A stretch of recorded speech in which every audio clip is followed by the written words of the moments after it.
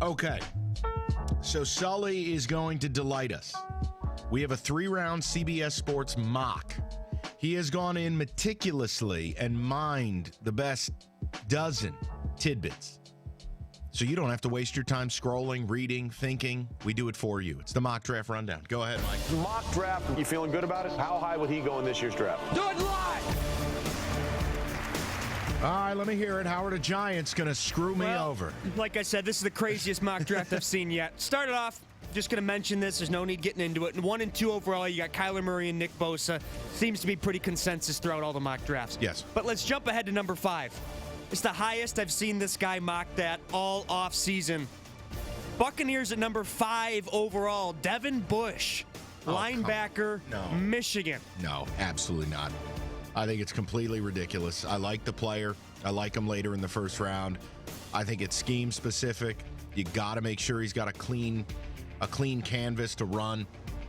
No, that's absolutely absurd, both positionally and for his height and weight. Here's the sentence. Offensive line's an obvious need for the Bucs, but Bush's pre-draft workouts have seen him rocket up the draft board. Some teams even like him better than Devin White.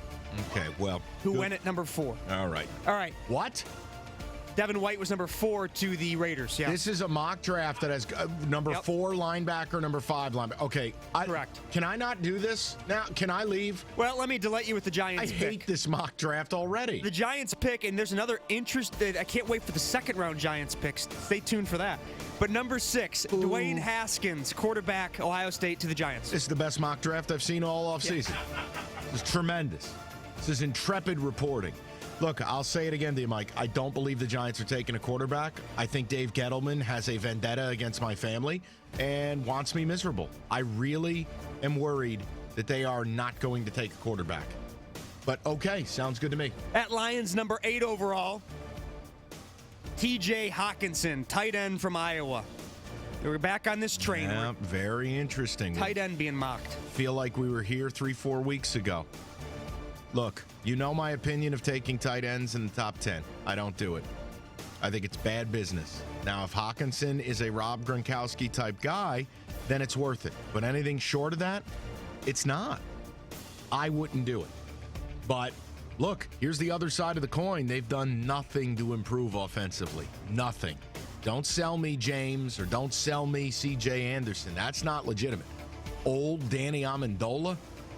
So there is a vocal portion of the fan base that wants an offensive pick here. Hawkinson would be the only offensive guy, so I'm not going to overrule it. And that's kind of what they say. Of course, you have to mention the Patriots. After signing Trey Flowers and Amendola, the transformation of the Patriots Midwest continues with Hawkinson, who's drawn comparisons to Rob Gronkowski. And who once mowed Bill Belichick's lawn. Yeah. Therefore, Bob Quinn will take him. Interesting enough, 2 tight ends from Iowa in the top 19. Noah Fant also going 19th to the Titans. You know what's interesting is headed into this season, Fant, I thought, was perceived as the better prospect. And then Hawkinson just exploded. But Fant is a really good player. Sorry, just a small aside there. A couple guys that have dropped a little bit in the draft. Number 9, Bills have Quinnen Williams. 11, Jonah Williams to the Bengals. They've dropped a little bit. But what did Quinnen Williams do wrong? I don't know.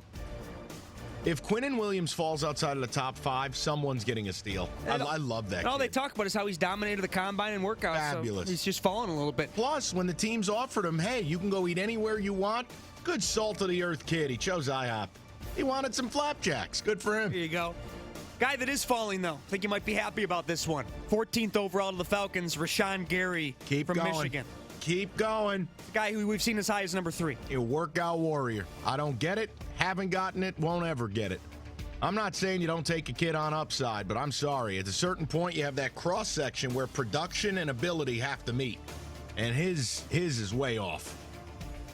Redskins at 15, DK Metcalf.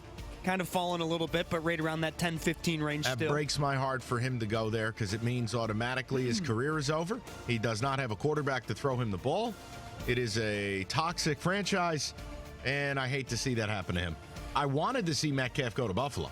I'd love to see him with Josh Allen. That'd be great. You have Montez Sweat 16 to the Panthers. Oh, come on. A little low, I think. How could Montez Sweat fall this far? But what happened? Well, they're just saying that reportedly has a pre-existing heart condition. It's unclear how it might affect his draft stock. Oh, here we go again. Mo Hurst type situation. Here we go again. Yeah, they pick one kid out and ruin his life. Yeah, sucks. Oh, God. All right, But well, then let's stay tuned. Move to the Giants at 17. Marquise Brown, wide receiver from Oklahoma. Oh, my God. Are you kidding me? Let me get this straight. We trade Odell Beckham Jr., then we overpay for a slot receiver in Golden Tate when we already have a slot receiver in Sterling Shepard.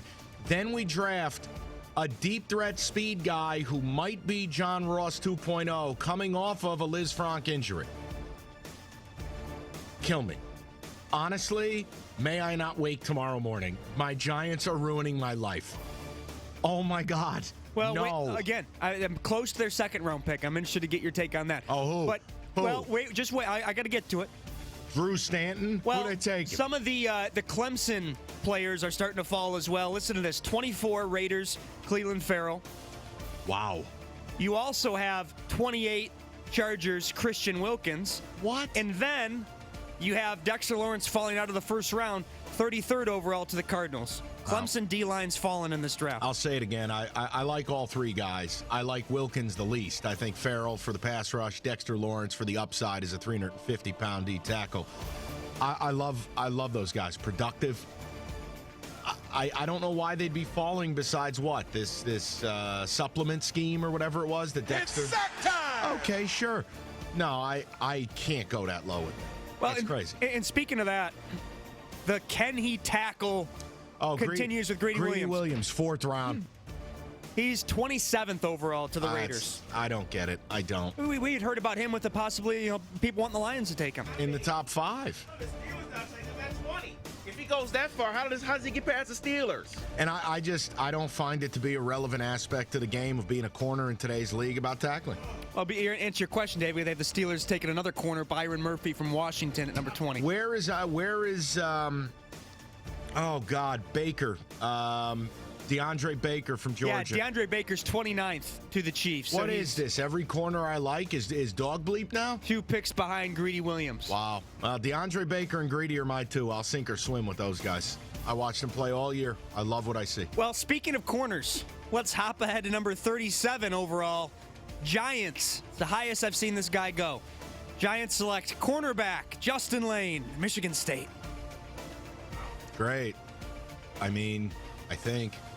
Mike, there's nothing the Giants are going to do that's going to make me happy at this point. Look, I think Justin's a really good player. Big corner, 6'2" kid, former wideout, knows a lot of the tricks of the trade both ways. I think Lane's a second-round pick. I do. The Giants, I don't even get small thrills anymore with them.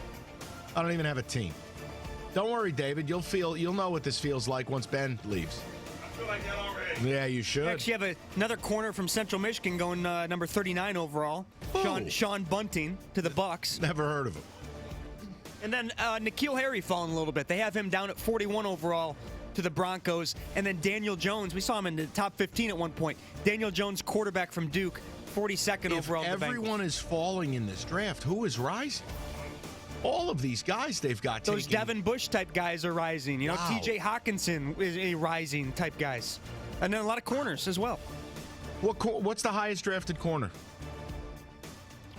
Highest drafted corner, let's see here. It would be, Byron Murphy at 20. Okay. But then you got like another 4 corners from 20 to 33. See, I make you a bet you get a corner in the top 20 somewhere. I just can't buy that. I want to note as well, we have a few more local notes, as we mentioned with Gary and Lane and where's Rashawn Chase Gary. Winovich? Chase Winovich is 51st overall to the Titans. And then they have David Long, 87th overall to the Bears. I don't mind it with either guy. To round up the local guys. Don't mind it with either guy. I think both of those guys have ability. Scheme will be important.